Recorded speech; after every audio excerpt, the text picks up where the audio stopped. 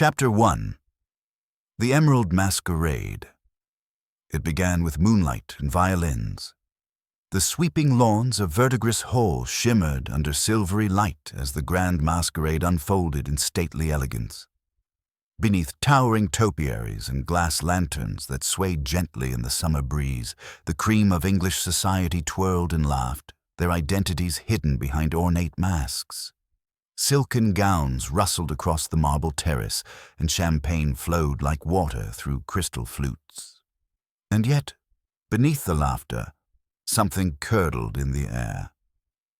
Verdigris Hall was the pride of Sir Everard Torrance, former colonial governor turned horticultural patron, whose sprawling estate outside Maidenhead was renowned not just for its lavish entertainments, but for its extraordinary gardens.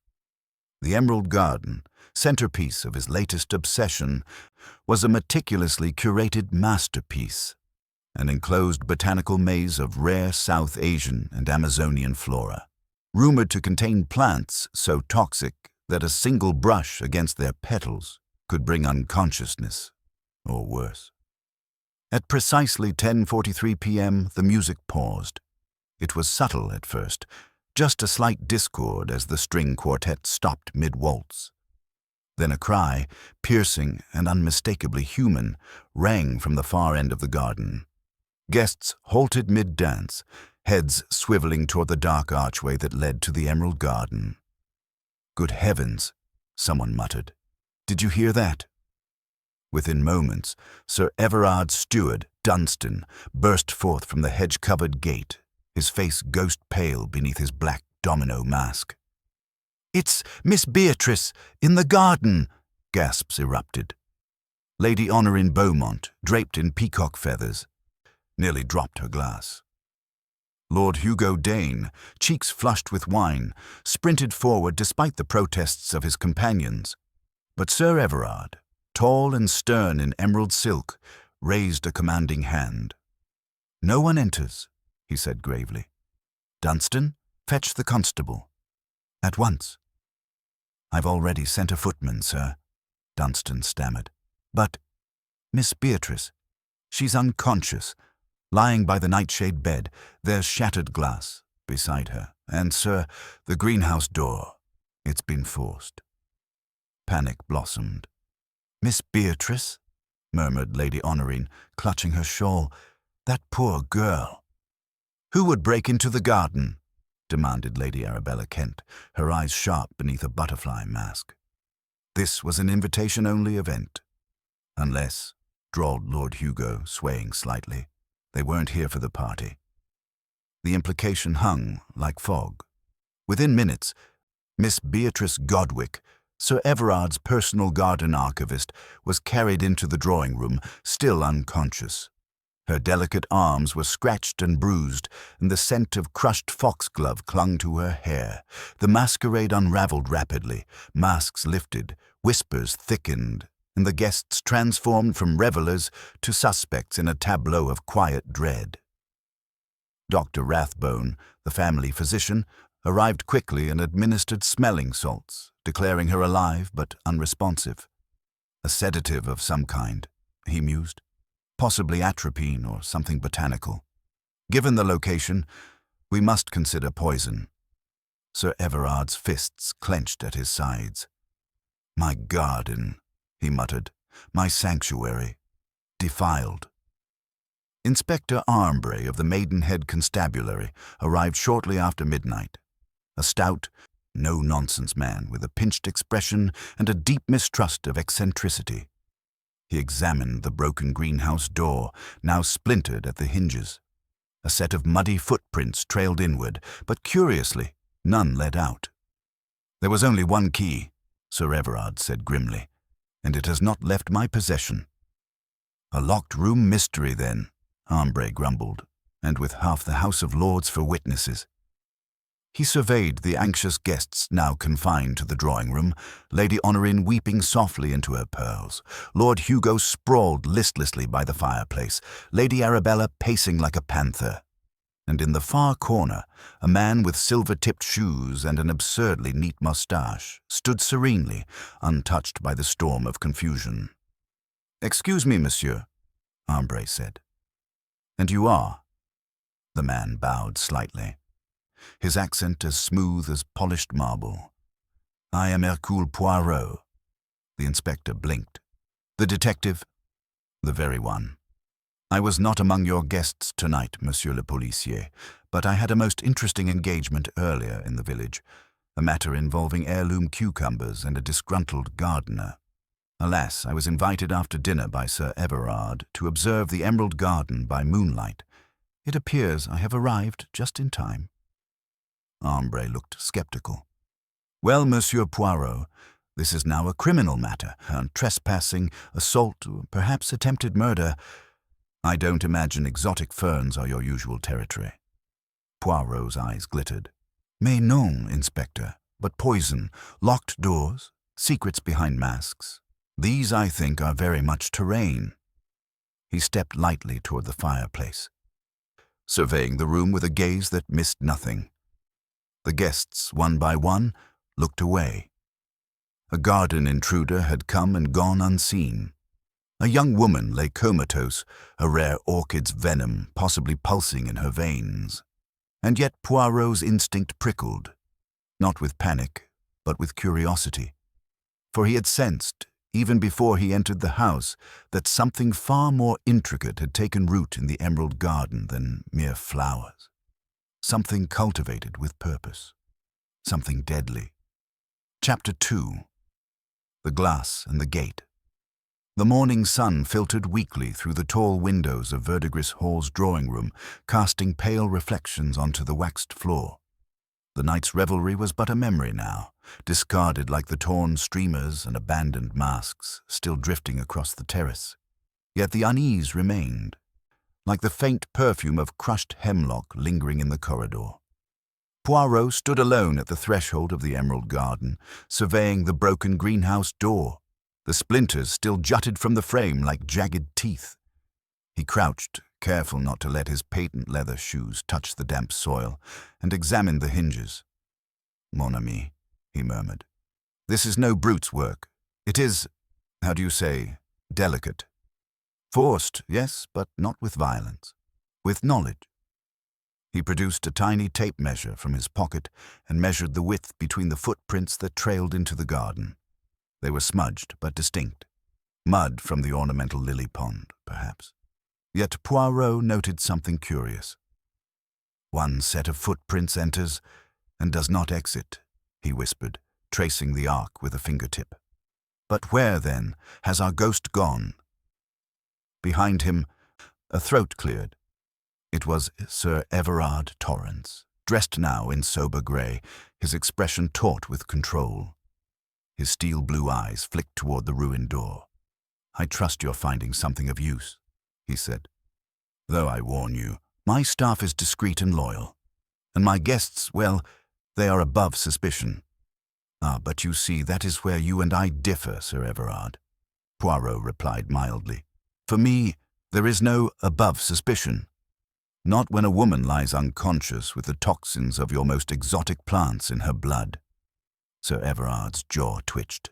"Miss Godwick was like a daughter to me. She curated every corner of that garden. If anyone knew its dangers, it was her." "Indeed," Poirot said, eyes narrowing. "And you did not find it strange that the greenhouse key never left your pocket, yet the door was forced open from the outside?" "I found it alarming," Sir Everard admitted, "which is why I want the brute found. Beatrice, Miss Godwick, is no society flirt. She's a botanist of considerable skill. She was cataloguing a new orchid strain, something native to Madagascar. Rare, dangerous. Perhaps too dangerous," Poirot murmured. A soft knock interrupted them. A young woman entered. Miss Daphne Carrow, Sir Everard's niece. She was small, dark-haired, and unusually pale. Even in the daylight, her fingers trembled as she clasped her shawl. I didn't mean to interrupt," she said, "but Inspector Ambre wishes to speak to you both in the library. There's been a development." Poirot inclined his head and followed her, noting her hesitance, the way her eyes darted toward the garden gate and quickly away again. In the library, Armbre stood near the hearth with a small black velvet pouch in his hand. Next to him sat Dr. Rathbone, who had just returned from checking on Miss Godwick. "She's stable," the doctor reported. "Still unconscious. I administered atropine counteragents as a precaution, but it's a strange presentation. If it were merely an accident, she should have recovered by now." "An accident," Poirot repeated thoughtfully. "Yet she was found beside shattered glass, yes?" "Yes," Armbre said, nodding toward the pouch. "Which brings us to this." He opened the pouch carefully and withdrew a broken pair of gold-rimmed spectacles. "Found near the nightshade bed, but they don't belong to Miss Godwick. Her sight is perfect." Sir Everard frowned. "None of my guests wear glasses, to my knowledge." Armbre's brow furrowed. "Then whose are they?" Poirot took the spectacles delicately in his gloved hand, examining the prescription glass with a jeweler's eye. "These were not lost," he said softly. "They were dropped, in haste, perhaps during a confrontation, and, observe, mon cher Armbre, one lens is scratched deeply. A scuffle? Or did someone fall?" Armbre's gaze narrowed. "Whoever lost them didn't want them found." "And yet," Poirot said, replacing the glasses in their pouch, "they were found in plain sight. An error, or a message." There was silence. Poirot turned to Sir Everard. "Tell me, monsieur, was anything taken?" Sir Everard hesitated. "No valuables, if that's what you mean." "Not necessarily," Poirot said. "Perhaps something with no monetary worth, but great personal value. Or symbolic. A letter, a sketchbook." The older man sighed. "There was a logbook. Miss Godwick kept a detailed journal of all hybrid experiments. Crossbreeds, toxicity thresholds, grafting notes. It's not where it should be." "Bon," said Poirot. "Now we begin to see. A garden, yes, but also a secret, and someone has uprooted it." Armbre closed the pouch and motioned for the butler. "We'll question the staff next, every one of them." Poirot did not move. He stood near the window, looking out into the pale mist rising over the garden maze. Something about the layout. Something? "Inspector," he said at last, "permit me one request." "Yes?" "I would like to see the guest list for last night, in full, including any last-minute additions." Armbre frowned. "Why?" "Because," Poirot said quietly, "someone entered the Emerald Garden not to steal, but to erase. And whoever wore these spectacles," he tapped the pouch, "was not meant to be there at all." Chapter 3. The masks come off. The afternoon sun glimmered faintly through thin clouds as the guests of Verdigris Hall were assembled in the west drawing-room, no longer party-goers, but reluctant participants in an inquiry. Gone were the glittering costumes and embroidered masks. In their place, weary eyes and guarded glances. The atmosphere had congealed into something tight, airless. Trust had shriveled like a frost-bitten flower. Inspector Armbre stood stiffly near the fireplace, clipboard in hand, ticking off names. "Lady Arabella Kent."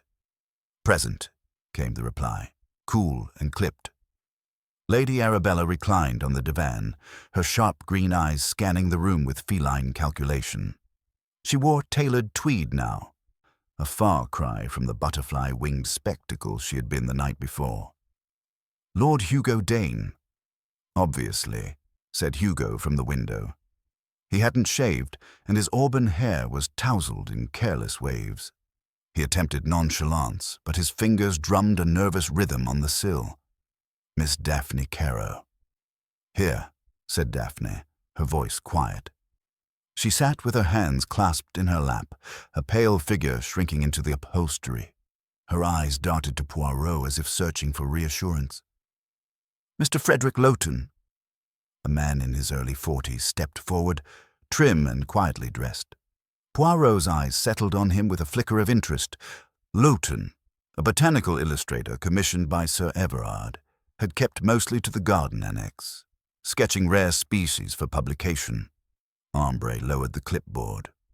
That completes the guest list. All accounted for. And yet, said Poirot smoothly, not all expected. The room turned to him. You will indulge me, mesdames et messieurs. I've made a small observation. One of the masquerade masks found near the garden gate, an elaborate thing, Venetian silver with 3 tiny rubies, did not match the inventory sent by Sir Everard's valet to the rental firm. Nor, I believe, was it worn by any of you.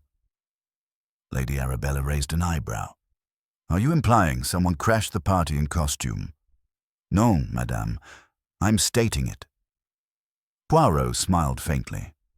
It would be a clever way to observe undetected, no? In a crowd where no one shows their face, the intruder becomes invisible. But how would they even gain entry? Asked Daphne. A question we must pursue, said Poirot. But let us begin first with the guests who were expected. Each of you, perhaps unknowingly, saw something last night. Even silence can be revealing. Lady Arabella was the first to break the hush. I didn't leave the ballroom. I rarely do at these things. Did you notice anything unusual? Poirot asked. She pursed her lips. Only the music. There was a moment when the violins wavered. I assumed the cellist had taken ill. Or perhaps, said Poirot softly, they were reacting to a sound we could not hear. Next, Poirot turned to Lord Hugo. You seemed rather quick to reach the garden, Poirot noted. I thought someone had fallen into the koi pond, Hugo said, almost too quickly. People were shrieking. It sounded like a prank gone wrong. You were sober? Well, not entirely, he muttered, glancing away. Did you see anyone leaving the garden before the steward arrived? No, just confusion. Poirot nodded, as if satisfied. He turned to Frederick Lawton. The illustrator had remained silent, his thin lips drawn in a tense line. Monsieur Lawton, you were near the garden earlier that evening, yes? I had been photographing specimens until dusk. Sir Everard gave me access for my plates. I was in my room afterward, sorting negatives. Alone? I prefer to work alone, Lawton said curtly. Did you know Miss Godwick well? We worked together, professionally. Poirot tilted his head. And personally? Lawton's expression darkened. We disagreed on taxonomy methods. She believed in aggressive hybridization. I didn't. Sir Everard, who had remained silent thus far, let out a long breath. They clashed over the Ebernia variety. Beatrice pushed for combining it with caligo vines. Lawton said it was irresponsible. Because the caligo strain is toxic? Poirot asked. Yes, Lawton replied. Even brief exposure can cause hallucinations. I said if she wasn't careful, someone could be hurt. Poirot's eyes narrowed just slightly. Indeed. Finally, Poirot turned to Daphne Caro. She flinched beneath his gaze. Miss Caro, where were you at the time of the incident? I was on the balcony overlooking the garden. I wanted air. Did you see anyone enter? No. I only saw the greenhouse lights flicker just before the scream. Were you close to Miss Godwick? Daphne hesitated. We were friendly. But she intimidated me. She was brilliant, accomplished. I was always just the niece. And yet, Poirot said gently, it is often the ones who feel unseen who observe the most. Daphne flushed and said nothing. Poirot folded his hands behind his back and paced slowly. You see, mes amis, the masquerade provided more than revelry. It provided the perfect cover. Amongst laughter, footsteps went unheard. Amongst music, the sound of glass breaking was masked. And amongst friends, an enemy watched. There was a long silence, broken only by the creak of the floorboards. Poirot turned to Ambre. Inspector, might I suggest a search of the guest rooms? There is something yet missing from the scene, besides the logbook and the spectacles. And what's that? Poirot's mustache twitched. The mask, he said softly. The silver one with the rubies. Find the mask, and you find the ghost in the garden. Chapter 4. Poirot takes a stroll. The next morning dawned crisp and sharp, like a blade freshly honed. Verdigris Hall, cloaked in dew and silence, seemed to hold its breath as Poirot emerged onto the stone path that led toward the emerald garden. He wore his usual morning attire, a dove-grey suit with an ivory cravat, and his cane swinging neatly with every step. Beside him walked Dunstan, Sir Everard's steward, dutiful and tight-lipped. "The greenhouse has been secured, monsieur," Dunstan said. "No one has entered since last night, not even the staff." "Bon," Poirot replied. "Then we shall see what remains behind when all the drama has gone." They passed beneath an arbor heavy with trailing jasmine. The garden stretched before them, symmetrical and exquisite, a blend of English formality and tropical decadence. Yet Poirot, even with no love for horticulture, sensed its underlying tension. The beds were orderly, yes, but too tightly contained, too silent. The exotic blooms looked less like flowers and more like secrets. They paused before the greenhouse. The broken door had been boarded over, and the interior smelled of damp earth and bitter oils. Inside, the air was thick with warmth and the tang of fermenting petals. Poirot moved carefully among the glass-topped tables, his gaze lingering over the labels.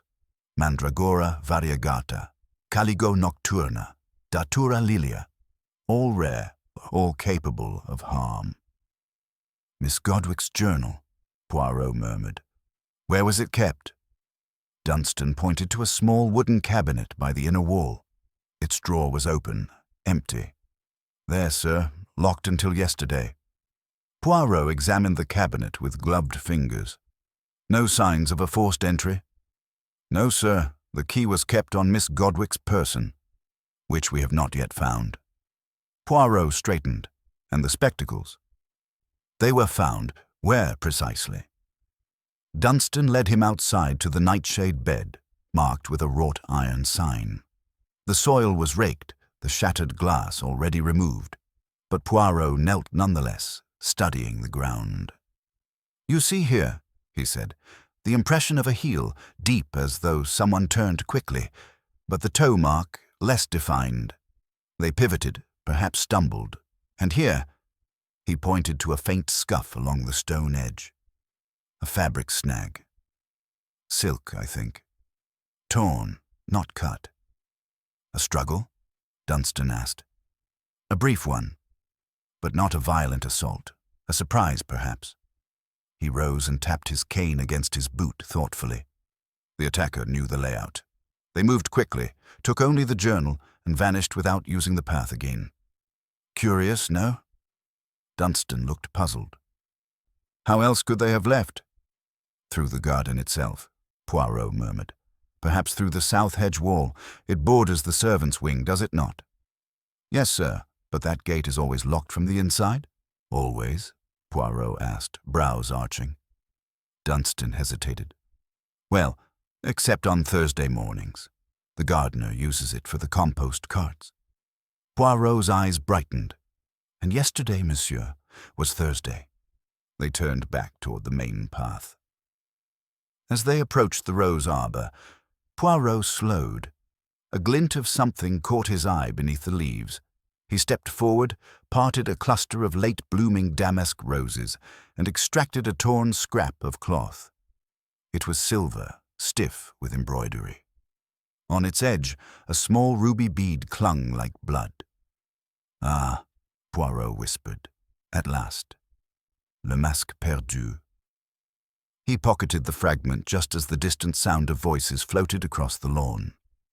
Poirot straightened as Inspector Ambre approached, frowning and waving a paper in his hand. "I've spoken to the constables," Ambre said without preamble. "None of the servants recognized the mask when we circulated a sketch, but we did search the guest rooms as you suggested." "And?" Ambre hesitated, then handed over the paper. It was a list, tightly written. Poirot read it swiftly, his eyes pausing on one line. "Lord Hugo Dane, one silver masquerade mask with ruby accents, found beneath the mattress, partially concealed. "Comment," Poirot said softly. "Our drunken libertine is not as careless as he appears." "I confronted him," Ambre added.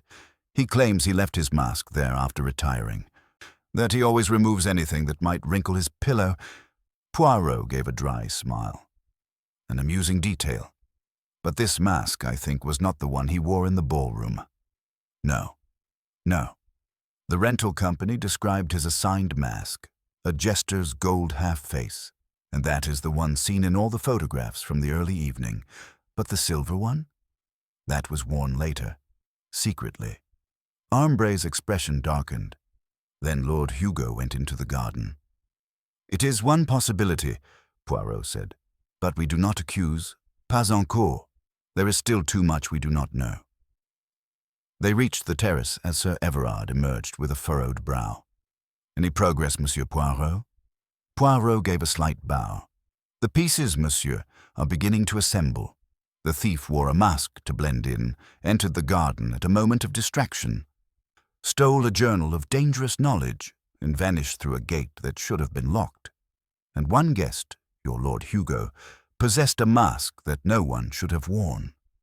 Sir Everard looked stunned. "But what would he want with a botanical journal?" "Perhaps nothing," Poirot said. "Or perhaps everything." He looked toward the house, where the suspect lay unconscious, and the others played their parts with practiced civility. "But let us not forget," he added, "poison comes in many forms. In tinctures, yes, but also in jealousy, in ambition, and in fear." Poirot paused. "And now, I think, it is time I speak with Miss Godwic's maid." Chapter 5. The Maid with No Memory. Late afternoon shadows fell across Verdigris Hall as Poirot entered the servants' wing. The hush here was different, less formal, more tentative. Portraits of previous Torrances lined the walls, stern visages gazing down upon the current drama as though admonishing silence. Poirot was accompanied by Inspector Ambre and the head housemaid, Mrs. Griggs, her apron pristine, her hands trembling slightly. "Miss Ellen Highfield," Mrs. Griggs began in a hushed voice, "has worked for Sir Everard for 2 years. She found Miss Godwic, sir, in the garden. She's in Mr. Dunstan's old quarters now, but she's quite shaken." Poirot guided them to a modest room at the far end of the corridor. A window overlooked the back lawn. A single bed, dresser, and a small round table completed the furniture. On the table lay a glass of iced tea stirred with mint, a futile comfort for a troubled mind. Miss Ellen Highfield sat on the edge of the bed, her dark eyes wide and strange, her uniform frayed at the cuff. She rose slowly, her body stiff, and nodded to Poirot. "Monsieur." "Please," Poirot said gently. "Sit, and I thank you for your courage." Ellen sank back, trembling. She clasped her hands tightly. Ambre and Poirot seated themselves. Silence stretched before Poirot began. "Tell me, Miss Highfield, what did you see last night?" Ellen blinked, then her lips parted. I heard the scream and ran out. I saw Miss Godwic, or someone, lying by the nightshade bed. I thought I saw a figure hurrying away, tall, in a silver mask, and glasses." Poirot's eyes lit. Silver mask, glasses. He looked at Ambre, then back at Ellen. "You almost said the right descriptors." Ellen shook her head. I was frightened. I thought it was some intruder. I didn't speak until I was certain." She swallowed. "Then I carried Miss Godwic to the house." "Ah." Poirot paused, letting the weight of her words settle. Then, softer, "Do you remember anything else? A voice? A scent?" Her breath came fast. "Ozone, like a storm, and a perfume. Something floral, but very sharp." Poirot nodded. "Thank you. Anything helps." He waited. Ellen seemed on the verge of something. "Miss Highfield, I remember something, she whispered. When I bent over Miss Godwick, I thought I saw a slip of paper, greyish, tucked under her hand, as if she had clasped it. A slip of paper? Poirot leaned forward. What did it say? Ellen closed her eyes. I didn't read it. I only saw the corner, printed, black letters. I think I heard the name A. Kent, but I don't remember clearly. Then Dr. Rathbone came. A collective intake of air. Lady Arabella Kent's name as found in Poirot's mind from yesterday. Very good, Poirot said kindly to Ellen. You may rest now, and thank you again. After Ellen left, Poirot rose, glancing at Ambre. Her mind is fogged.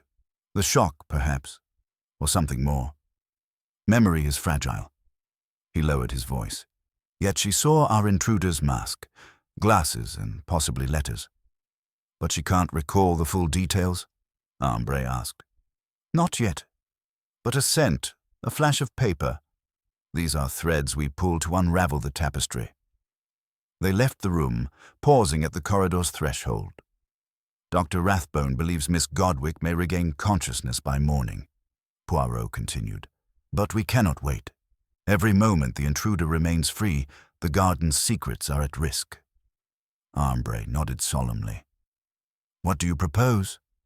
Poirot rubbed his mustache. We corner the scent. That perfume, sharp floral. Not Lady Honorine's tuberose. Something stronger, something unique. He turned. We need samples. Each woman here wore perfume last night. We compare. Ambre frowned. Laborious. Necessary, unless you would prefer another victim. The inspector nodded. Very well. They strode back toward the kitchen courtyard. Poirot paused beneath a window, glancing at the emerald garden behind its glass.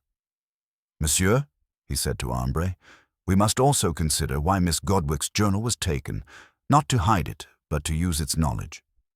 Ambre frowned. But the journal was scientific. Who'd care? Ah, Poirot smiled thinly. As I mentioned before, knowledge can be power. Imagine the value of a cultivator who could breed plants effectively poisonous, or medicinally priceless. Ambre gave a slight nod. Black market. It may be more personal, Poirot said. Revenge over a dispute, profit from patentable strains, or blackmail against Sir Everard. Poirot glanced at the sky, now pale blue, then back at the house. We shall test the perfumes.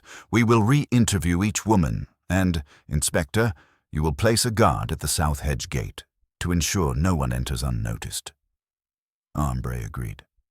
It will be done. Poirot straightened his cravat. Excellent. And I will revisit the garden once more. There is a pattern in its design. Plantings, pathways, hidden nooks. I feel I have overlooked something. Ambre looked at him. You already have 3 leads. One step at a time, Poirot said, gesturing upward as he walked toward the greenhouse. Even a master gardener must prune his garden carefully, neat in the edges. So must we. Chapter 6. Scent of Suspicion. By late afternoon, the drawing-room had transformed into Poirot's private theatre of observation. A polished tray of cut-glass atomizers sat upon the writing desk, each labelled with the name of a guest or servant. At Poirot's request, every woman present at Verdigris Hall had submitted the perfume she had worn during the masquerade. To most, Poirot had said, tapping one bottle with a gloved finger. This is fragrance.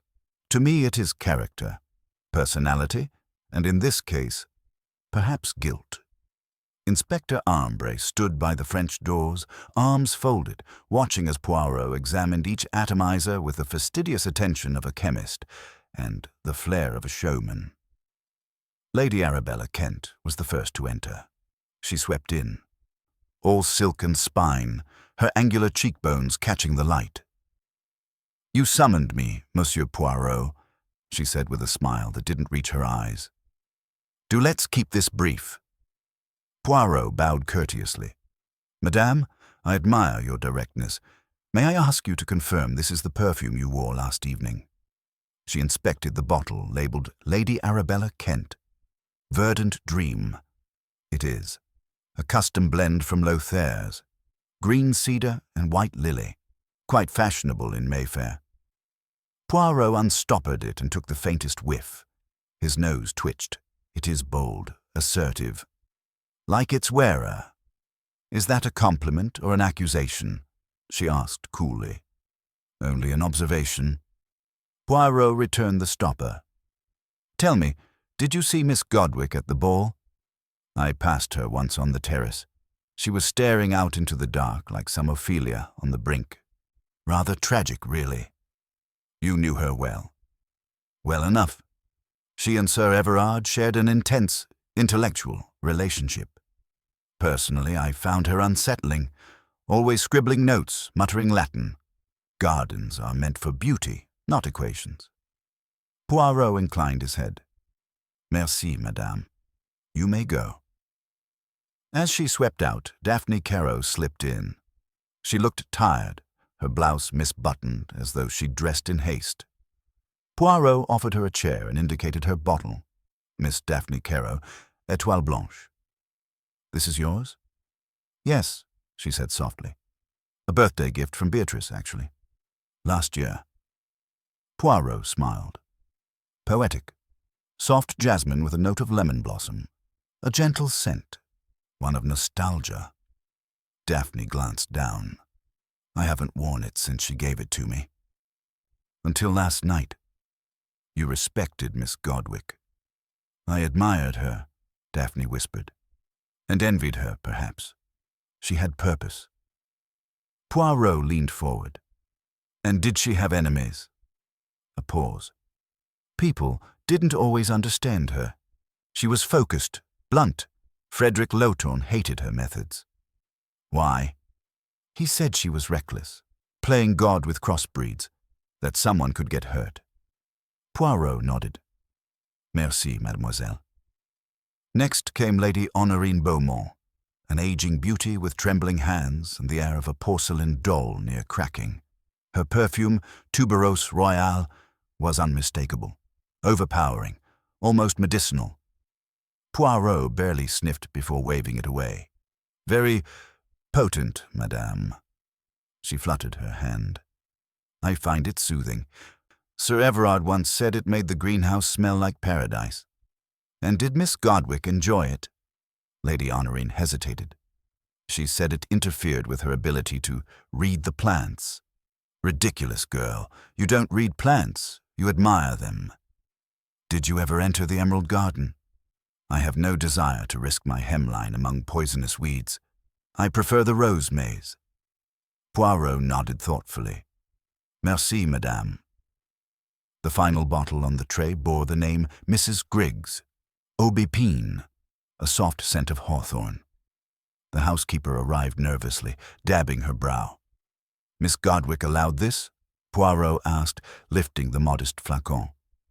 She never noticed, I think, Mrs. Griggs replied. I wore it for years. You were fond of her. She frightened me a little, the housekeeper confessed, but she was good to the staff, demanding, but fair. Poirot closed the tray and turned to Ambre. None of these, he said, match the scent Miss Highfield described. You're sure? Ambre asked. Certain. The perfume she recalled had an astringent floral note. Bitter, aggressive, almost synthetic. Could it be that someone changed perfume during the evening? Or wore one not declared at all? Ambre cursed softly. You think the assailant brought their own scent? No one would question if it smelled in the garden. Just so, Poirot said.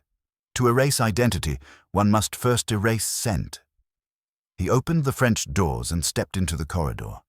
We now know, Poirot continued, that someone wore a mask they should not have, possessed spectacles they never admitted to losing, and wore a perfume not listed. That is 3 layers of concealment. Ambre followed, brow furrowed. And you think this person was known as Miss Godwick? No, I think this person feared her, because she knew something. Poirot paused by a table of freshly cut lilies, and I believe she may have begun to suspect who was using her garden for darker purposes. He turned, eyes sharp. "Come, Inspector, let us now speak to Frederick Lawton." Chapter 7. The Botanist's Secret. Frederick Lawton stood in the half-dark of the north greenhouse, his silhouette outlined against panes slick with condensation. Shelves of orchids and carnivorous pitcher plants loomed around him, their colors uncanny in the filtered light. He looked up as Poirot and Inspector Armbray entered. "Monsieur Poirot?" Lawton's voice was clipped, guarded. "I presume this is about Beatrice." Poirot studied him. "Oui, monsieur. You worked closely with Miss Godwick. You shared the Emerald Garden. You were among the last to see her conscious." Lawton's jaw tightened. He turned away, plucking a dead leaf from a specimen. "She was difficult. Brilliant, but obsessive. She wouldn't listen to warnings." "Warnings?" Armbray asked. "She was creating hybrids faster than we could catalog them, crossbreeding plants with extreme alkaloid content. She said it was for pharmaceutical exploration, but she disregarded risk. She refused to wait for toxicity results." Poirot's gaze narrowed. "Did you argue?" Lawton gave a cold smile. "We argued constantly. I called her mad. She said I lacked vision, but I wouldn't harm her, monsieur. If she's dead, then verdigris has lost its brightest mind." Poirot stepped closer. "Miss Godwick is not dead, though someone clearly intended her to be. Someone who entered the garden masked, cloaked, perfumed." Lawton frowned. "Perfumed? That place already smells like a chemistry lab." "Nevertheless," Poirot said, "Miss Ellen Highfield recalled a sharp floral perfume, not worn by any of the declared guests." Lawton stiffened. "Then it was someone who planned very carefully." Poirot nodded. "You did not attend the masquerade, Mr. Lawton?" "No. I find such affairs grotesque. I stayed here most of the evening, documenting plant growth in the northwest quadrant." "Can anyone confirm that?" "No. But the greenhouse logs are signed and time-stamped." Poirot turned to a shelf stacked with a series of hardbound journals. He flipped one open. Indeed, Lawton's neat, slanted handwriting covered pages. Latin names, pH readings, light schedules. The entry for the previous evening was logged at 8:42 p.m. "Tell me," Poirot said, running a finger down the ink, "when did you last see the journal Miss Godwick kept?" Lawton looked surprised. "Her codex. Yesterday morning. She had it with her in the garden, obsessed over it." "And what was in it?" "She recorded everything.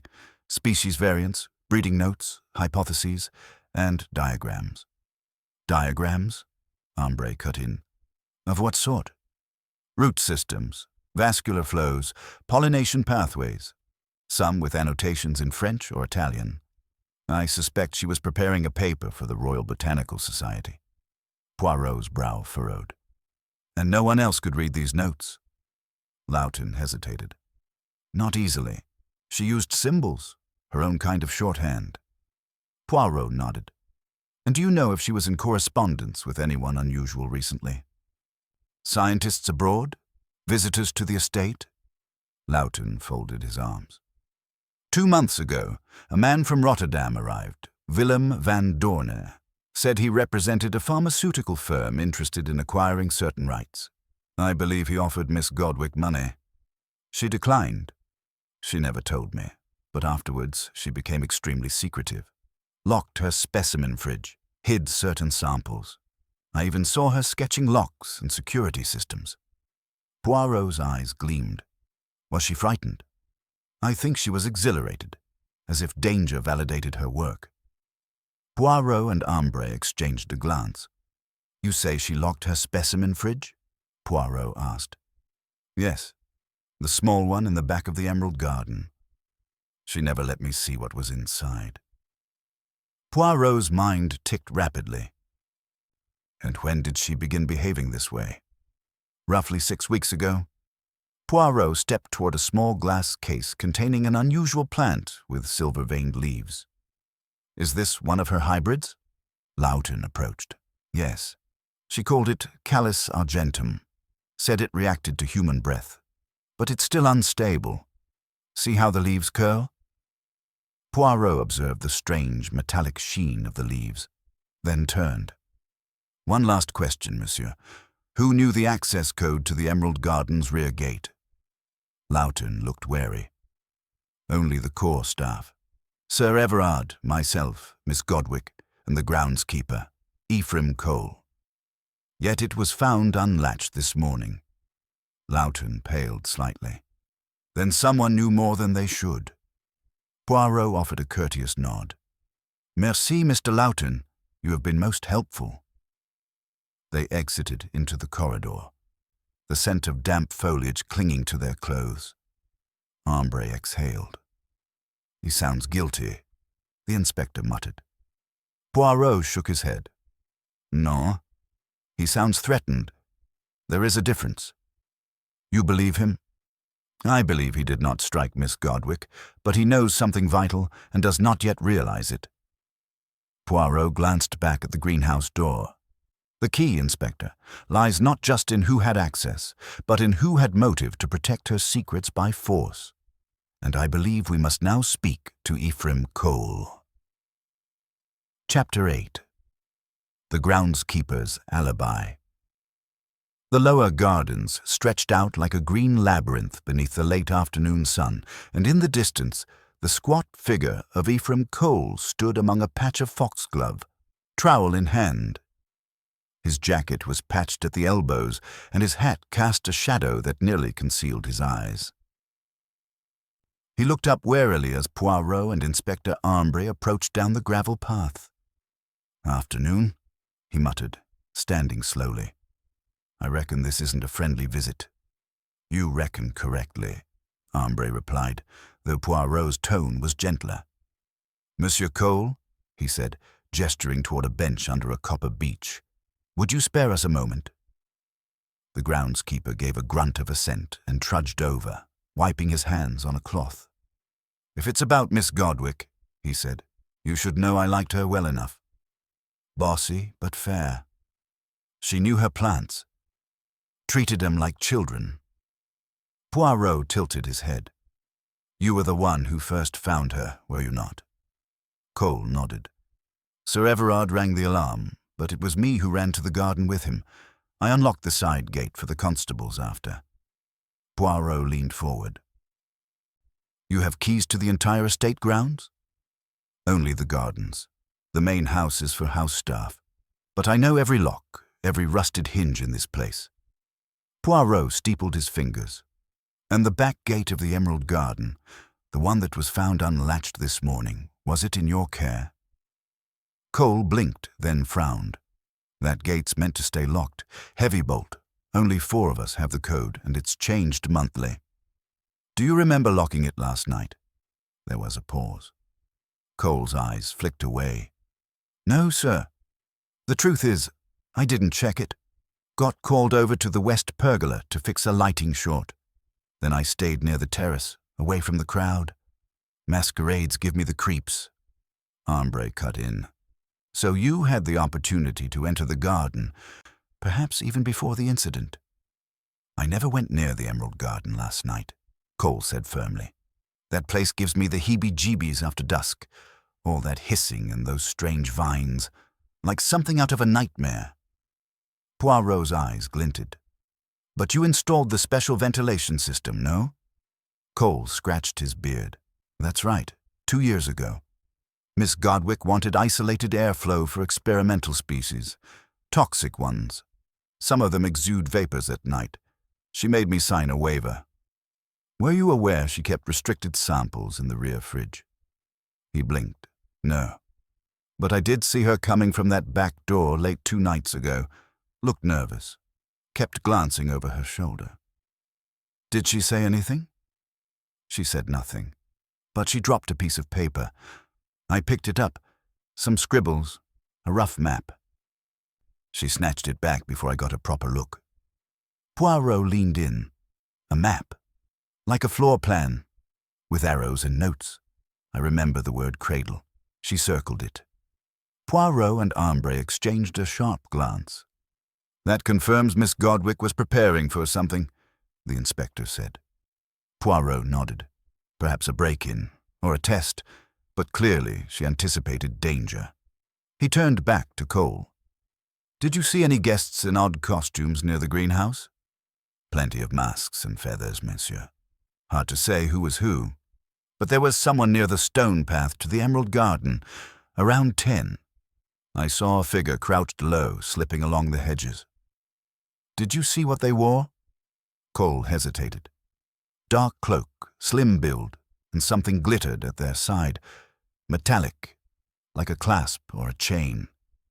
Then they vanished into the shrubs. Why did you not raise the alarm? I thought it was some drunk guest sneaking a smoke. Didn't know Miss Godwick was in danger till after. Poirot's expression turned grave. That figure may have been the attacker. Ambre frowned. And this back gate, the one that was unlatched, could the bolt have been tampered with? Cole stood. It's possible. The latch sticks if you don't slam it hard. I can check it for tool marks if you like. Poirot smiled faintly. Please do, monsieur. Your eyes are keener than most. As the groundskeeper shuffled off, Poirot remained seated beneath the tree, staring at the horizon. Cradle, he repeated softly. A curious term. She circled it. You think it refers to a location? Ambre asked. Perhaps. Or to a plant. Or even to a device. Poirot tapped his temple. Miss Godwick was on the verge of discovery, but she was also wary. She had enemies, or at least those who resented her brilliance. He stood. I believe it is time we asked Sir Everard a question he has long evaded. What truly lies beneath the Emerald Garden? Ambre raised a brow. You think there's more to it? Poirot smiled grimly. My friend, with gardens such as this, there is always something buried. Chapter 9. Secrets in the Soil. Sir Everard. Venn looked more drawn than he had the previous day. He stood by the bay window of the estate's library, a glass of sherry untouched in his hand. Through the pane, the distant greenhouses shimmered under a pale gold sunset, cloaked in their usual veil of mystery. Poirot entered quietly, followed by Inspector Ambre. Without a preamble, Poirot spoke. Monsieur, we must speak plainly now. What lies beneath the Emerald Garden? Sir Everard turned, his eyes shadowed. You suspect I've kept something hidden? Oui. You have been most cooperative outwardly, but you flinch each time that particular section of the estate is mentioned. There is something, perhaps from the past, that you have not disclosed. The baronet sighed and moved to the hearth. When I commissioned the Emerald Garden, it was more than a folly of botanical passion. That plot of land once held the ruins of a former estate chapel, burned down in the late 1700s. The soil is ancient, untouched since the fire. Beatrice believed it contained dormant fungal spores, mycological anomalies, possibly altered by the heat and age. Poirot tilted his head. You mean she was experimenting with them? She was harvesting them, cultivating hybrids underground, beneath the greenhouse, in a root chamber she designed herself. She called it the cradle. Ambre stepped forward. You're saying she built a hidden lab beneath the garden? Yes. The estate architect retrofitted a root cellar there for her. She reinforced it with glass tubing and water-cooled panels. A kind of living vault. Poirot's brows arched. And you allowed this without regulation? Sir Everard set down his glass with a grim clink. Beatrice was brilliant. Her results had the potential to revolutionize drug treatments. I funded her work. I trusted her. She assured me no toxins would escape, and she handled all specimens personally. Poirot paced slowly. And yet she feared theft. She concealed her notes. She locked the rear fridge. Because someone tried to break into the cradle 3 weeks ago, Sir Everard confessed. They tampered with the air valves. Lawton found the ventilation skewed and spores wilting. We increased security, but she refused to report it, said it would ruin everything. Ambre muttered, and no one outside the core team knew about this vault. Only Lawton, Cole, and myself.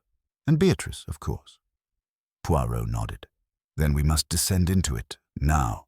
Sir Everard hesitated.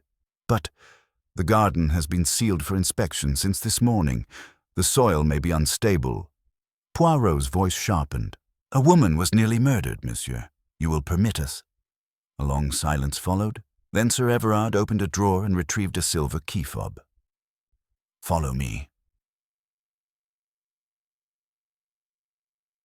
The emerald garden had grown darker as twilight approached. Lanterns flickered beneath curling vines and orchids shivering in the breeze.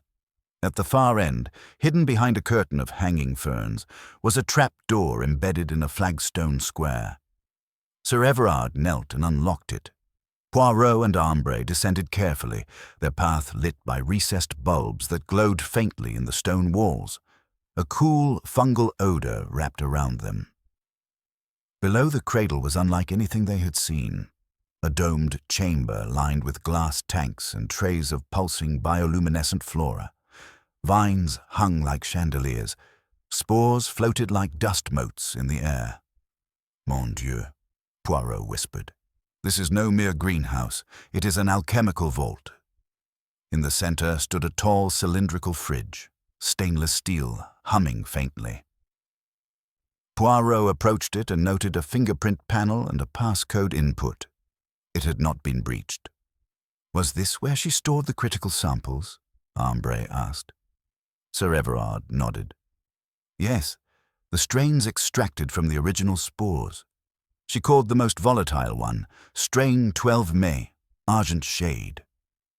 Poirot turned to a desk nearby, covered in scrawled notes, coded drawings, and an open sketchbook. A map of route pathways radiated from the center like a nervous system, and circled in red. Cradle breach? Ask F. Lawton. Ambre read aloud. Test underway. Something's changed in the growth rate. Possible sabotage. Observe north wall integrity. Poirot scanned the wall. Part of the paneling had been disturbed, minutely. A thin wire trailed from behind a tray of moss, concealed expertly. He knelt and drew out a tiny brass instrument. A listening device, he murmured. Sir Everard paled. Impossible. No one outside the team had access. Poirot turned slowly. Then we must ask, who in the team had the motive to listen, but not to report? To sabotage a project while appearing loyal? Ambre's eyes narrowed. You're thinking of Lawton. Poirot stood. He may hold the final piece of the puzzle, but he is not the only one. He looked again at the sketchbook, then at the glittering spores around them. This chamber holds the truth, but it is a truth someone tried to bury beneath beauty. Poirot stepped toward the ladder. We must return to the surface, mon ami. The past is speaking through the soil, and it will not be silenced. Chapter 10. A Whisper of Poison. As Poirot emerged once more into the fading light of the emerald garden, his expression was unreadable. The French doors clicked shut behind him, and Ambre and Sir Everard remained below, locking the trap door with evident reluctance, as though burying something he was no longer certain he wished to protect. Poirot adjusted his cuffs, and his voice, soft and precise, cut through the hush. We are drawing near, mon ami. The pattern emerges like a lace motif, threaded inwards from seemingly innocent detail. Inspector Ambre, his notebook in hand, glanced down the torchlit path. You believe the motive is linked to the strain Beatrice discovered? Argent Shade. Poirot nodded. That, and the attempted theft. Someone learned of her work. Someone close. They needed access, yet Beatrice denied them, so they tried to extract her secrets by force, and when that failed, they resorted to subterfuge. Ambre frowned. But if it was Lawton, he had full access. Why resort to a listening device? Ah, Poirot said, because he is clever, and clever men prefer others to take the fall. We must look not at who could have done it, but at who would benefit from the outcome of the sabotage. They entered the drawing room, where Lady Danbury sat knitting under a gilded lamp. Her eyes flicked upward. "Any progress, gentlemen?" Poirot gave a courteous bow. "Madame, I wonder, on the day Beatrice fell ill, who else had been near the cradle?" She blinked. "Why, only Vesper, briefly, I think. She returned pale, said she'd seen mold sprouting too quickly, asked if I'd ever noticed odd growth patterns. And Dr. Cattermole was wandering about the grounds. He said he needed air." Poirot turned to Ambre. "We must speak with both of them. Immediately." 20 minutes later, Vesper Lind stood near the fountain, framed by moonlight and trailing smoke from her cigarette. She looked like something out of a silent film, elegant, brittle, and elusive. Poirot approached. "Mademoiselle, your insight into Beatrice's work is considerable. You shared a scientific rapport, yes?" She exhaled slowly. "If you mean we admired each other's work and occasionally fought like hell, yes. She was territorial, and I didn't like being treated as a junior partner." Poirot's gaze sharpened. "Did you enter the cradle on the day of her collapse?" She met his gaze. "I did. She wasn't there. I noticed an odd smell near the base of the northern wall, like warm agar left too long, but I didn't touch anything. Did you see anyone else near?" Her brow furrowed. "Now that you mention it, Cattermole came out from the west side of the garden. He looked startled to see me and mumbled something about moss samples." Poirot nodded. "Merci, mademoiselle." Dr. Cattermole proved more difficult to locate.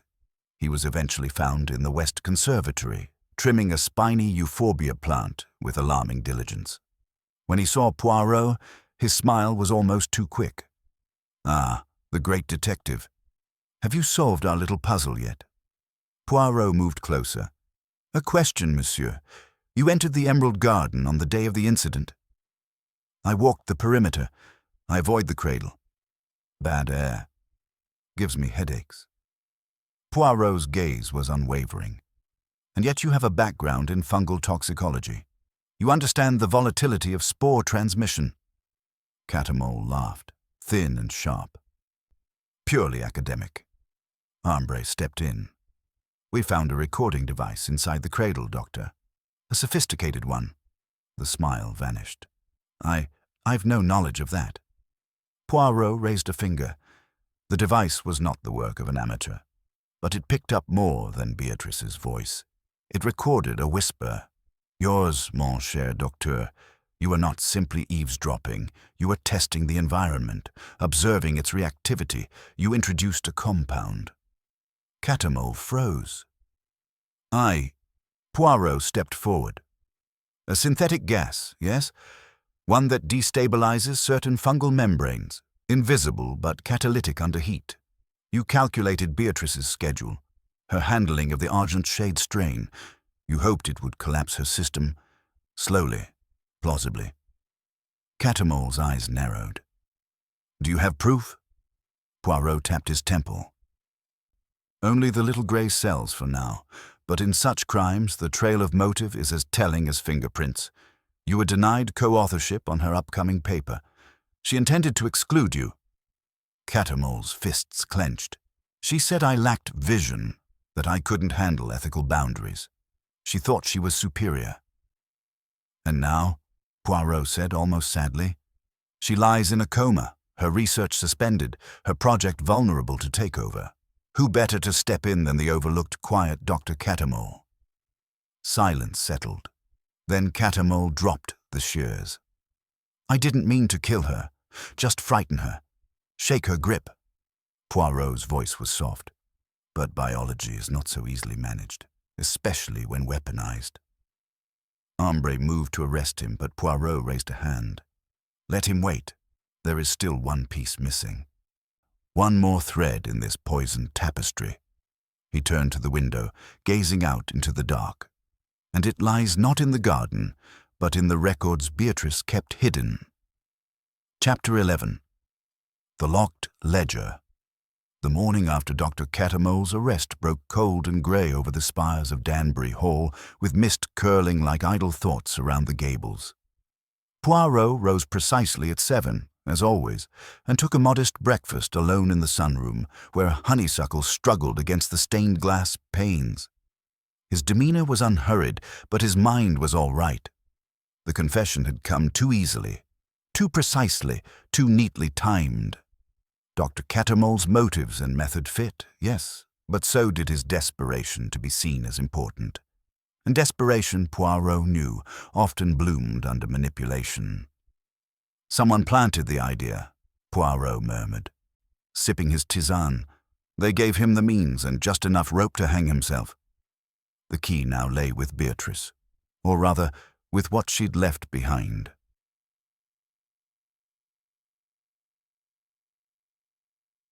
Later that morning, Poirot and Inspector Armbray stood in Beatrice Harrow's quarters, a conservatively decorated suite that bore little trace of the woman's flamboyant scientific renown.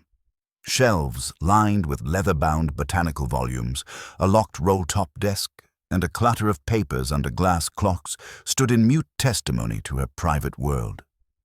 She kept meticulous notes, Armbray observed, gesturing at a pinboard filled with pressed leaves, sketches, and chemical annotations. You think the motive lies in her writings? Poirot examined a brass key left in a porcelain tray beside the bed. Not in her public ones, none. But Beatrice, I believe, was no fool. She knew she had been targeted before the final incident. She would have protected her most sensitive findings.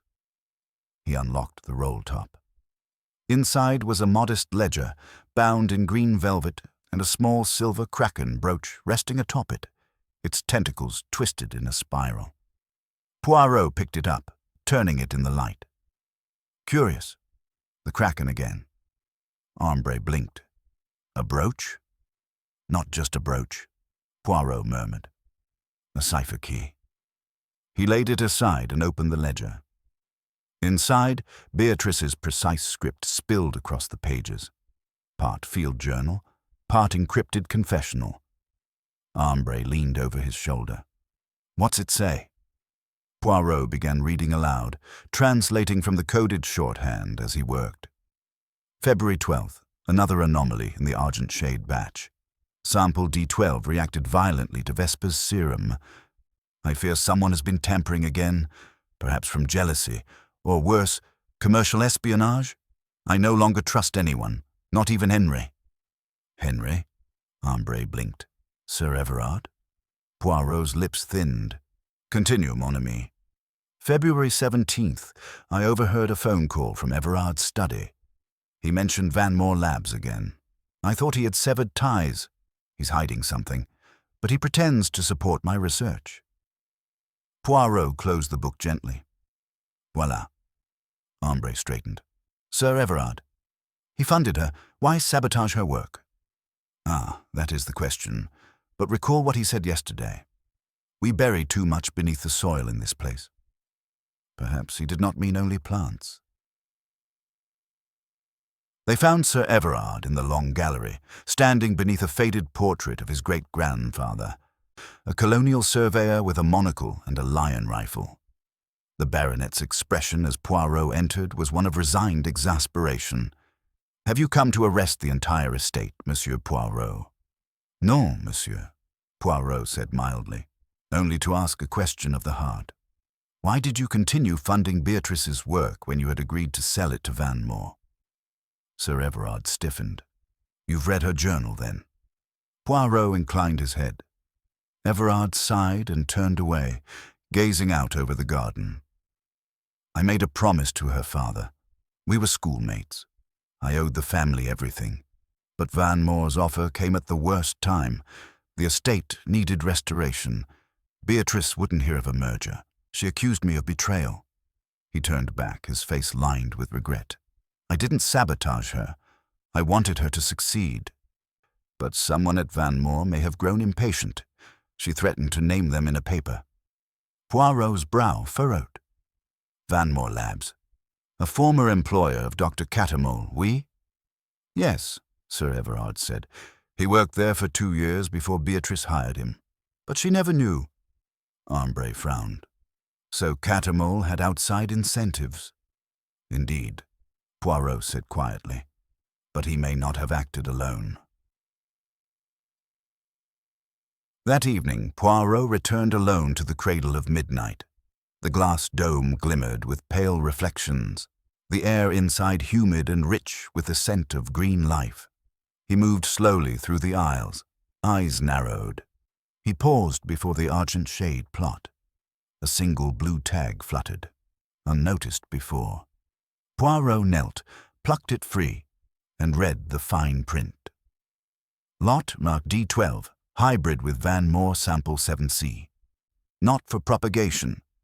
His eyes gleamed. Beatrice knew. She traced the contamination to Van Moore's material. She was marking her own trail, for me. Behind him, the door creaked. Poirot did not turn. You should not have come, he said softly. But it is your nature to tidy loose ends, n'est-ce pas? A shadow fell across the mulch. You always see too much, Poirot. He turned and smiled. Chapter 12. The Keeper of Secrets. The figure that emerged into the moonlit chamber of the cradle of midnight moved with unnatural calm. Tall, dressed in gardener's khakis, faded by years of sun, with a thin scar under one eye and a pair of leather gloves still on. Edgar Bexley, the head groundskeeper, looked more like a statue than a man. But Poirot had seen the flicker of calculation in his step. You came back to destroy the final proof, Poirot said, not rising from where he crouched, but I was already here. Bexley did not speak. I knew it the moment I saw the brass key, Poirot continued. It had faint particles of kaolin clay, identical to the soil in your potting sheds. The brooch in Beatrice's drawer had the same clay under one prong. Bexley's face did not change, but his hand moved toward his coat pocket. Careful, Poirot said softly. The inspector is in the south wing. One cry from me, and he shall be here in less than a minute. Silence again, thick and humid. Poirot rose, brushing mulch from his knees. You tampered with the Argent Shade batch, he said. You spliced in Van Moore's experimental serum, but it was not you who created the hybrid. It was Beatrice. You merely sabotaged it. At last, Bexley spoke. She wouldn't stop, even after the first warning. You mean the first incident, the vial that shattered. The gloves were replaced with acid-slicked ones, the chemical that ruined her eyes for days. He took a step forward slowly. You thought that would frighten her off, but Beatrice, she was determined, and so you had to escalate. She brought it on herself, Bexley muttered, voice rough and low. She thought she was untouchable. She was about to expose all of them, Van Moore, the stolen research, the falsified trials. They used me, promised me compensation, but when she began to suspect, she kept quiet, Poirot finished, to see who would act. And so she left the brooch, left her ledger unlocked, left the notes tagged on D12, all in hope someone would put the pieces together. She never said a word, Bexley whispered, with a strange note of awe. No, because Beatrice Harrow did not scream. She trusted me. A long moment passed between them. Poirot let it linger, then, without flourish, turned toward the path and called calmly, Inspector. Heavy boots pounded across the stone path moments later. Ambre burst in, revolvers drawn, eyes narrowing. Well, well, he said grimly. Our gardener again. Bexley didn't struggle as he was handcuffed, but his eyes did not waver from Poirot's. She would have killed the whole program, he said simply. Even the soil under this dome would have been burned. Poirot nodded. Yes, but not with hatred, only because she feared its misuse. As Ambre led Bexley away through the steam, Poirot remained behind, alone in the garden's hush. 1,000 plants watched him from their glass terrariums, silent witnesses to the conspiracy of roots and secrets. He walked back to the argent shade beds and crouched once more. Among the tangled stems was a final blossom, small, vibrant, ghost-pale, a miracle born from deceit. Poirot plucked it gently, wrapped the stem in his handkerchief, and walked out into the night. The next morning, Danbury Hall stirred to life as if waking from a dream. The housekeeper was the first to speak of the arrest. By noon, even the cook knew, but no one dared approach Poirot until he himself invited the principal players to the library at 4 o'clock sharp. Sir Everard, pale and weary, Dr. Cattermole, released and confused, Miss Swithin, red-eyed and silent, and young Theo Harrow, arms folded tight, gaze guarded. Poirot entered last, placing the silver kraken brooch on the table. This, he said, was Beatrice's final message, her key, in every sense. He took his time detailing the plot, the sabotage, the threats, the orchestrated confession forced upon a guilt-ridden Dr. Cattermole, the betrayal of Vanmore Labs, and the quiet, deadly hand of Edgar Bexley. When he finished, the room was silent.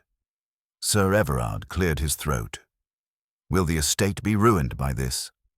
Poirot looked at him gravely. Beatrice's discoveries will be protected.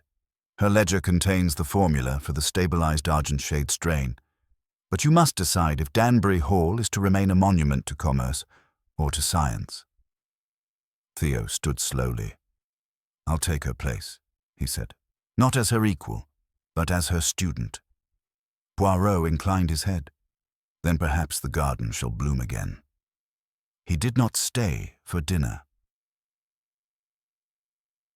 That evening, Poirot packed his valise as the sun melted over the horizon, gold staining the hills of Surrey. Hastings, returning from London at last, entered with a clatter of boots. My dear fellow, what have I missed? Poirot only smiled, brushing lint from his lapel. Ah, mon ami, just another murder in a paradise. Chapter 13. The Bloom of Truth. The morning air held a damp, clinging stillness, as if the emerald garden itself mourned the recent revelations. Poirot stood on the terrace of Danbury Hall, gazing out across the grounds where the mist curled lazily around the hedgerows. Somewhere in the distance, a robin chirped once, then silence. He had not yet departed. Inspector Armbry had offered him a ride back to London the previous evening, but Poirot had politely refused. There are always threads, mon ami, he had said. And the good detective, he does not leave while one remains frayed. And so he remained. At precisely 9 o'clock, a soft knock at his chamber door preceded the entry of Miss Swithin. Her usual composure wilted like a neglected orchid. I wondered, she said, if I might speak with you privately. Poirot offered her a chair and poured a cup of tea without comment. I've been thinking all night, she began. What you said yesterday about Beatrice trusting someone to put the pieces together, it wasn't just about the murder, was it? Poirot's eyes twinkled slightly. You are most perceptive, mademoiselle. No, it was about the why, not just the who. Miss Swithin sighed. I didn't want to believe Bexley was capable, but I also didn't want to look too closely. There is no shame in fearing the truth, Poirot said gently. Only in turning your back to it once it is revealed. She hesitated, then drew a folded paper from her sleeve and handed it to him. I found this among Beatrice's effects. I didn't give it to the inspector because, well, I don't know. Perhaps I thought it was nothing. But perhaps you'll understand it better. Poirot unfolded the page carefully. It was a letter, written in a firm, narrow hand. Dearest T, if anything should happen to me, look to the chrysanthemum vault. The sample is there. Keep it safe, and trust no one, except perhaps that little Belgian, if he ever wanders your way. B. Poirot's eyes narrowed. Tea, he echoed. Theo? But Miss Swithin was already shaking her head. She called Theo Rook, always, never by an initial. Tea must be you, Poirot finished, eyes flicking upward. Teresa. A faint blush rose to her cheeks. We were friends, in the older sense of the word. Poirot gave a small bow of his head. And you did not come forward sooner because I was afraid it would look improper, that I'd interfered with the investigation. I didn't want to tarnish her memory. Poirot rose. Mademoiselle, you have done the opposite. You have preserved it. He tapped the letter. The chrysanthemum vault. Where is it? Miss Swithin led him through a disused corridor flanking the east conservatory. At the end was a locked iron gate, flanked by twin statues of grieving angels. She produced an old brass key. It's where they kept the rarest breeds, kept under climate control. The door creaked open. A chill swept out. Inside, rows of temperature-regulated glass cabinets stood like coffins, each housing a single potted plant. Pale blooms glistened beneath misted panes. Poirot moved slowly, eyes scanning each shelf until he reached the final cabinet. Inside it, a single sealed ampule marked ASXD. He turned to Teresa. The stabilized strain, what Beatrice had perfected and kept hidden from Bexley, from Vanmore, from everyone. Teresa pressed a hand to her lips. Why didn't she show it? She feared what they would do with it, or rather, what they would claim credit for. She trusted no one fully, except you. Poirot straightened. This must go to the authorities. With it, Vanmore's fabricated claim to the formula will be disproven. Dr. Catamol's innocence will be indisputable, and Beatrice's legacy will be truth. Teresa nodded slowly, tears welling.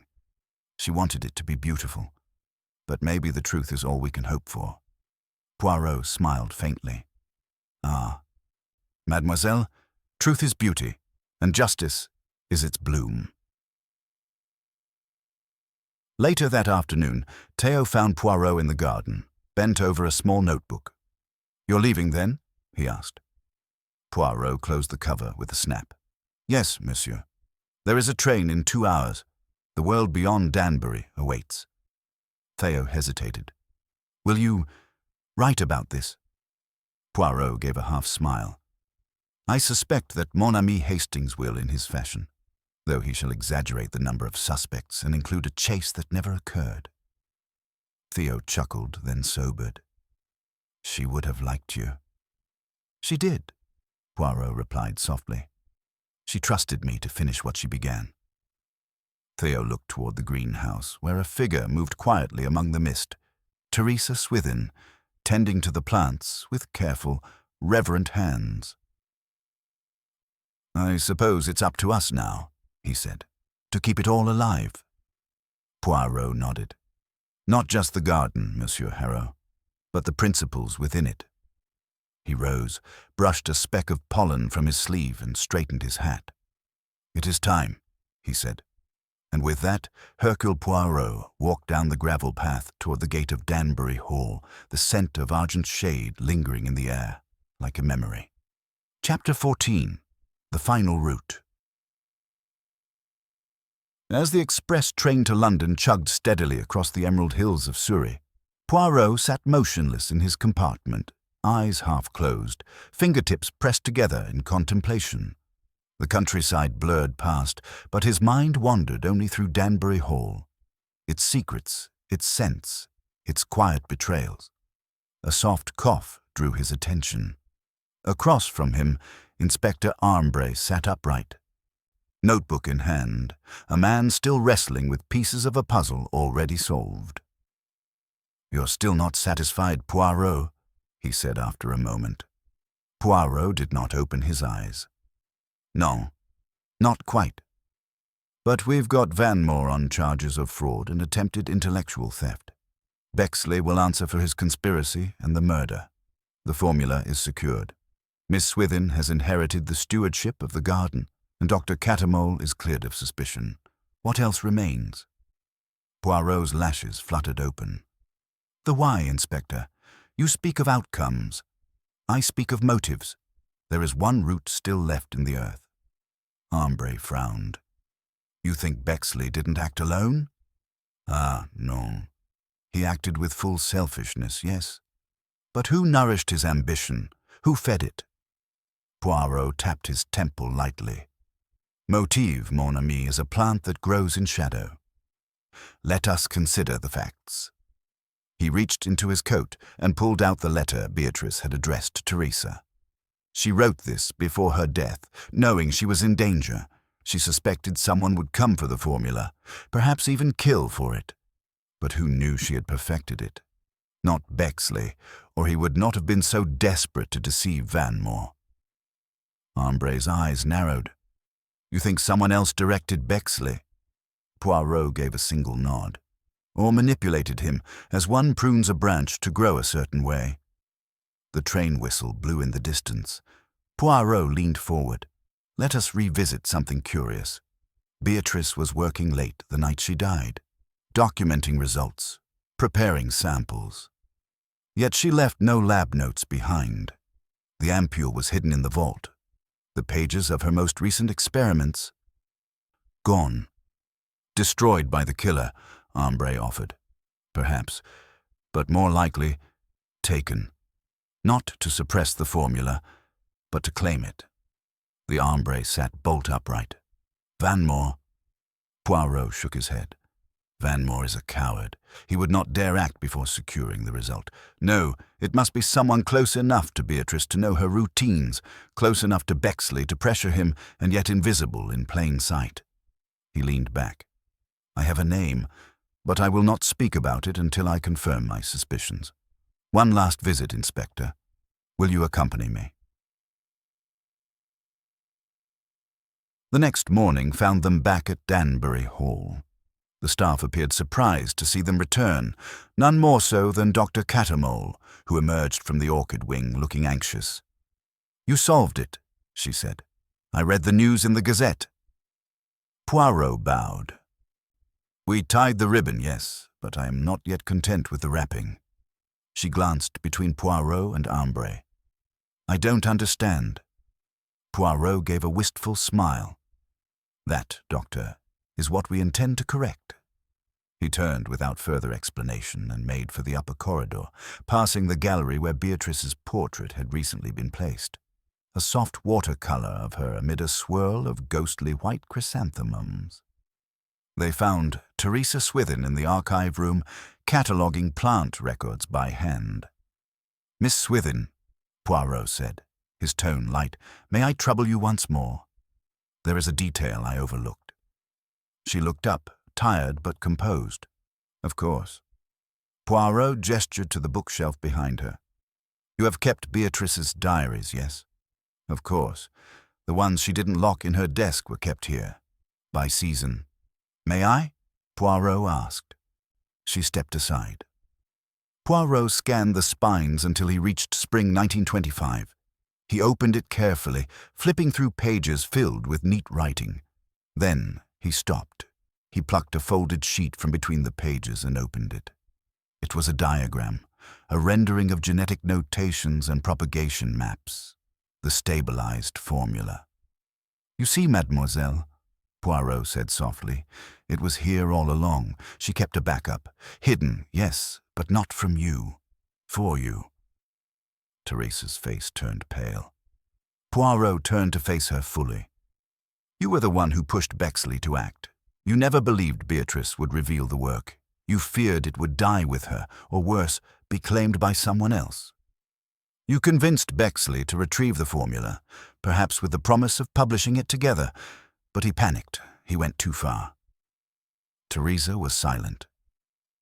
A bead of sweat trailed down her temple. I know, Poirot continued, that you never intended for her death, but you set the chain in motion. You gave Bexley a motive, encouragement, perhaps even the key to her lab. She whispered, I only wanted her work to survive, to matter. It does, Poirot said. And it will. but not through theft or deceit. Inspector Armbray stepped forward, his expression unreadable. "Miss Swithin, I'll need you to come with me. We'll sort this out. Properly." She nodded, slowly. "Yes, I suppose you will." As she was led away, Poirot stared at the diary in his hand. The final route had been pulled. Somme, Chapter 15, a garden set to rights. The sun filtered through the restored lattice-work of Danbury Hall's upper greenhouse, scattering a dappled light across the rows of potted specimens. Chrysanthemums bloomed in orderly ranks once more, their petals twitching in the summer air as though breathing. The violent tremors of the previous weeks had finally begun to settle into quiet earth. Poirot stood at the edge of the garden, hands clasped neatly behind his back, watching a young gardener replant a bed of violets with gentle fingers. He turned at the sound of soft footsteps. Dr. Cattermole approached him, her face shaded with equal parts fatigue and reflection.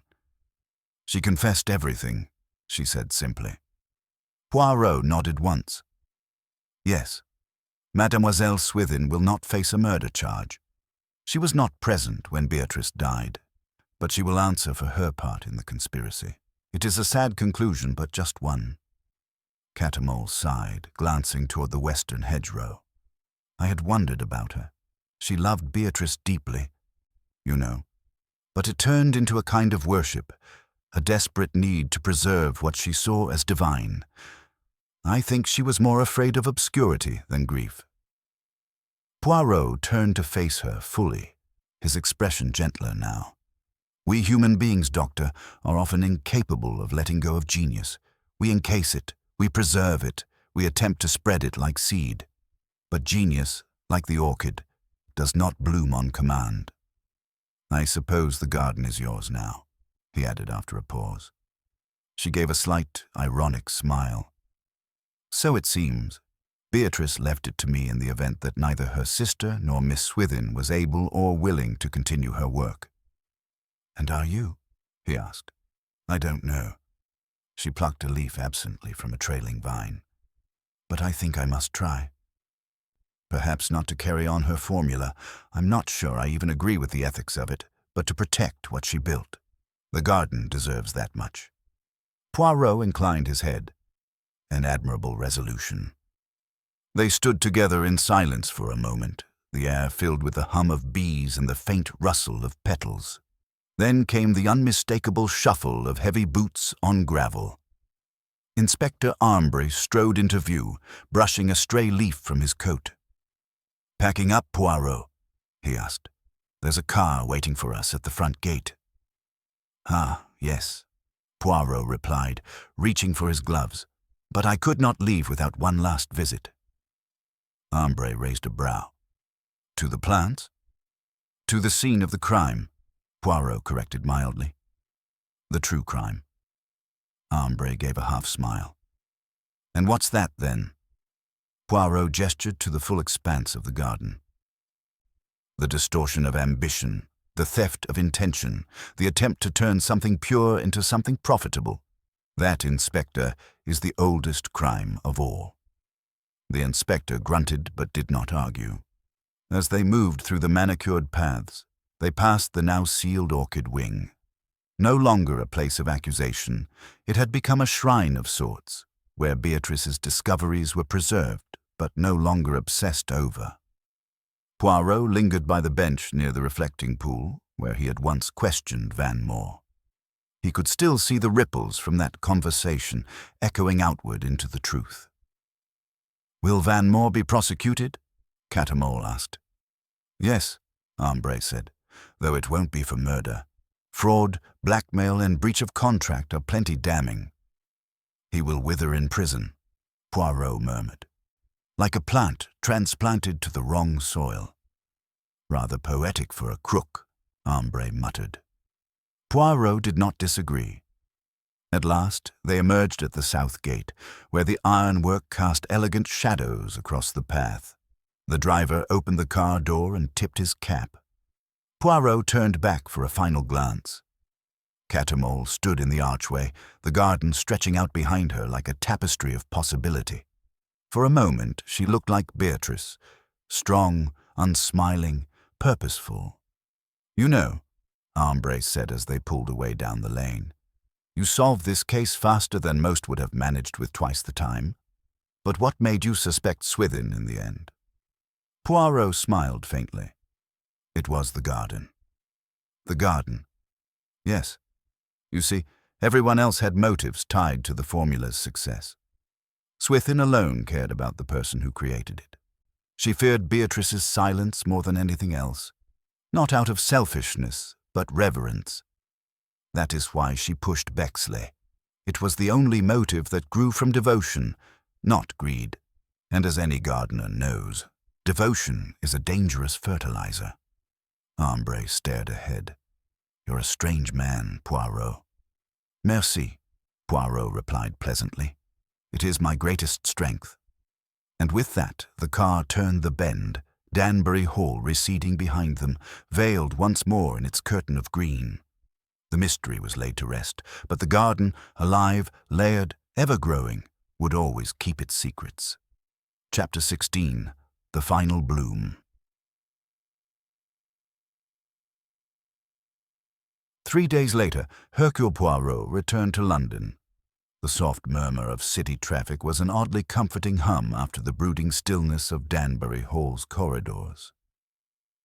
Yet the case remained like a dried petal pressed between pages, no longer living, but not forgotten. He sat now in his tidy Whitehaven Mansions apartment, sipping tisane while gazing out at the skyline. Hastings had returned from a short military reunion in Wiltshire and now sat across from him, listening with wide-eyed incredulity as Poirot narrated the events.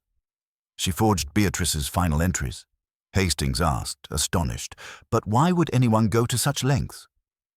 "To preserve a myth," Poirot replied, adjusting his cuffs.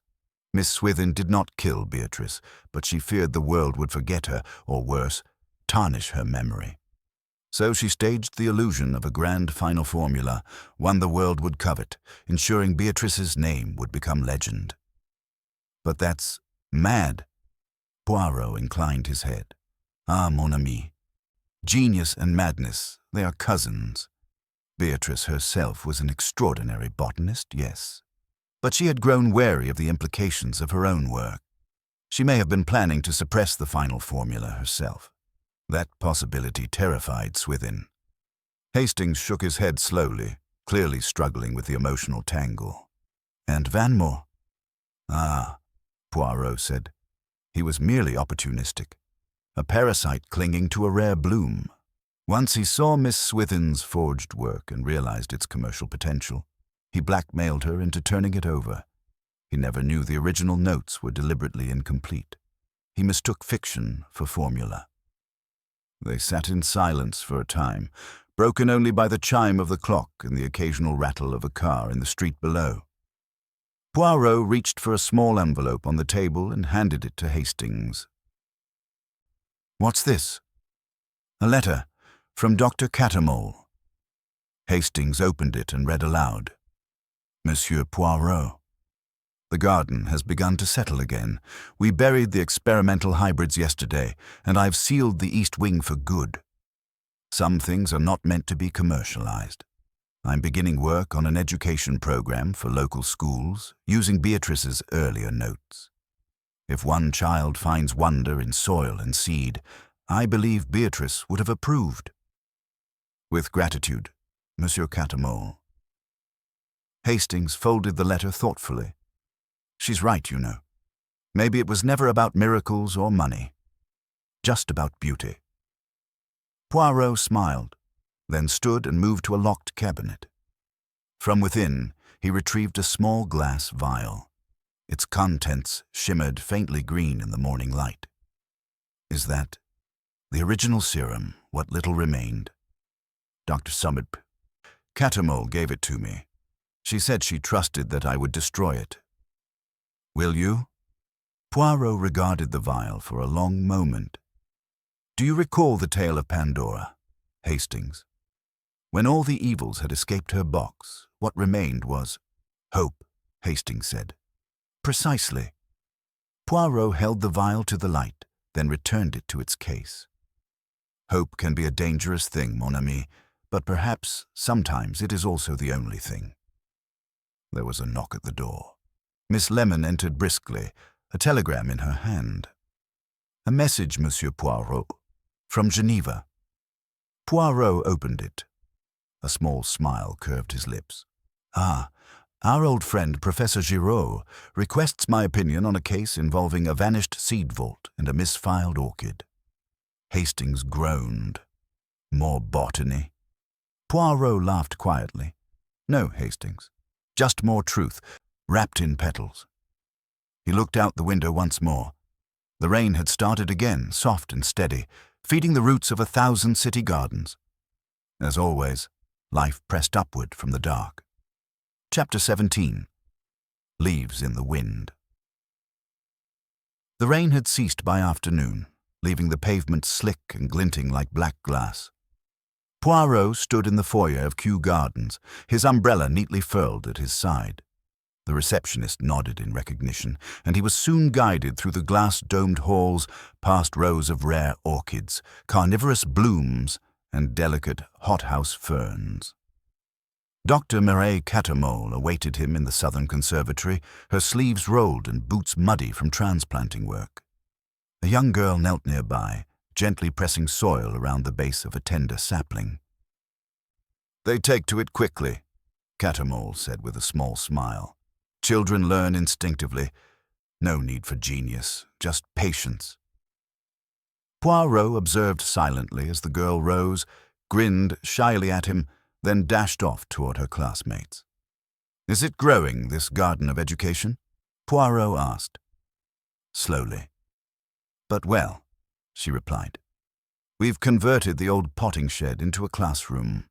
The Beatrice Foundation has approved a small endowment, enough to get us started.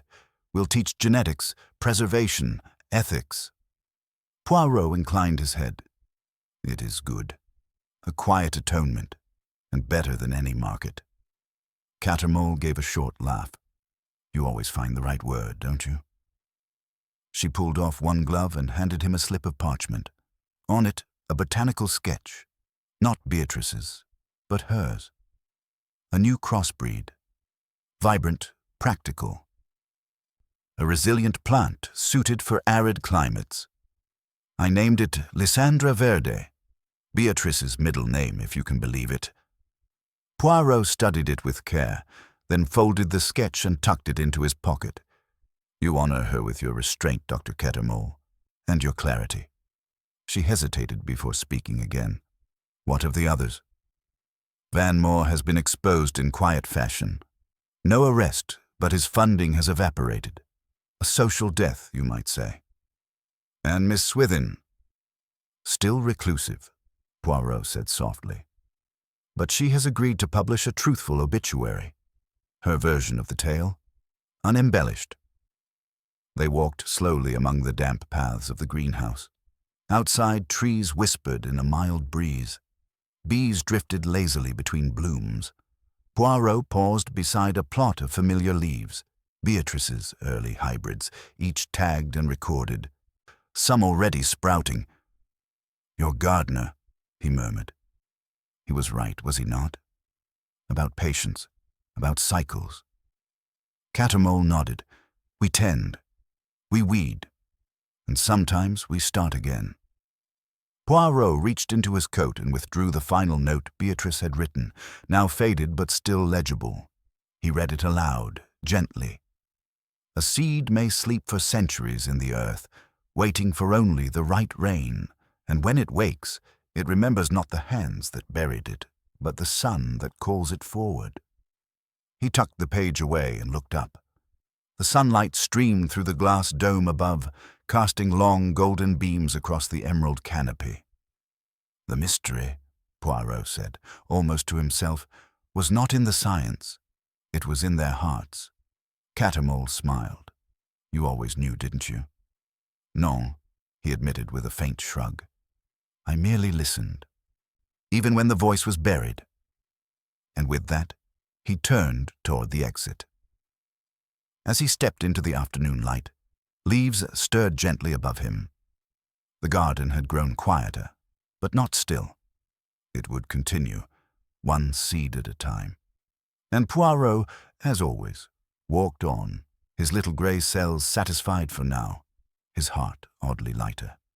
Chapter 18. The Final Unfurling. A week had passed.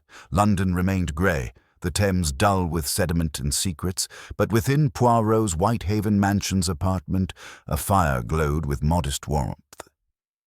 He sipped his tisane, savouring the hint of lemon verbena. Hastings sat across from him, shifting in his chair with familiar impatience. "But I still don't see how you knew about the second safe," he said. "You never even stepped into Vanmore's private office." Poirot smiled gently. "Mon ami, I did not need to." Observe, a man such as Vanmore is meticulous. He compartmentalizes his public dealings apart from his private schemes. Yet there was an inconsistency in his reactions. Hastings blinked. What inconsistency? When Dr. Cattermole confronted him about the seed ledger, he blanched, naturally. But it was not until I mentioned the missing Beatrice file, which had not been made public knowledge, that his hand trembled. It told me the sensitive material was kept elsewhere, a second safe. Hastings gave a low whistle. "And the combination? You guessed it." "Guessed? Hastings. I do not guess. I observe. The smudge of pine resin on the bust of Linnaeus? It was moved often. Hidden behind it? A small card with numbers written in fading ink. The combination. And the ledger proved everything? Oui. Beatrice's seed work had been repackaged, redistributed through Vanmore's proxies across South America and Southeast Asia. Profitable, yes, but unstable. Some of her experiments were never meant to propagate without controlled environments. In rushing them to market, he risked ecological devastation. But the murder? Hastings frowned. Surely Miss Beatrice wouldn't have stood in silence. Poirot placed his cup on its saucer with precision. She did not stand in silence, Hastings. She moved against him. Quietly, deliberately. She leaked the earliest documents to Mireille Cattermole. It was an act of defiance, but also of trust. Poirot rose and moved to the window. Below, a woman in a red scarf paused at a flower stall, fingering white lilies. The final piece, Poirot said, was the evening in the lab. Vanmore had discovered the betrayal. Beatrice confronted him, thinking her moral clarity would protect her. It did not. There was a struggle, and in that instant, he struck her with the edge of the terrarium frame. Not planned? No, Poirot said softly. A crime of rage. But his cover-up was meticulous.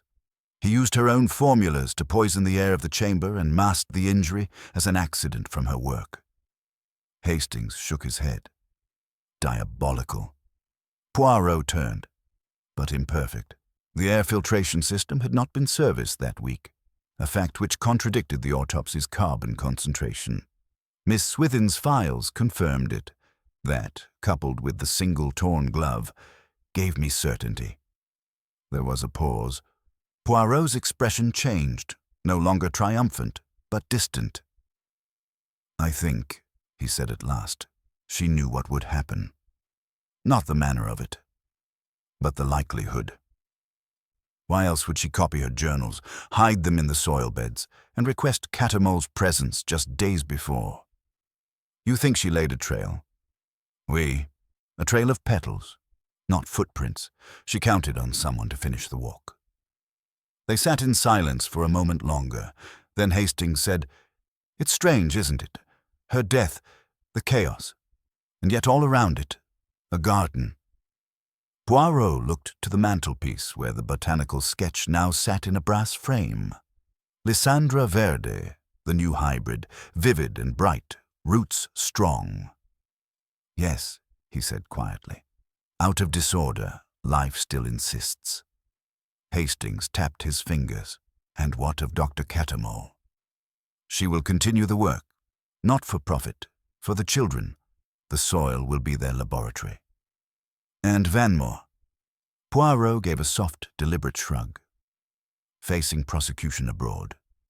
But his name will fade long before hers is forgotten. Outside, the clouds broke. A shard of golden light touched the rooftops. Poirot straightened his cuffs, smoothed his mustache. "It is a curious thing, Hastings," he said. "In the end, it was not a seed, nor a safe, nor a formula that solved the case." "What was it then?" Poirot smiled.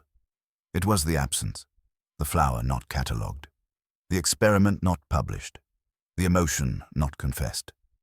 Such absences, mon ami, speak louder than declarations." Hastings chuckled. "You always find the poetry in things." Poirot inclined his head modestly.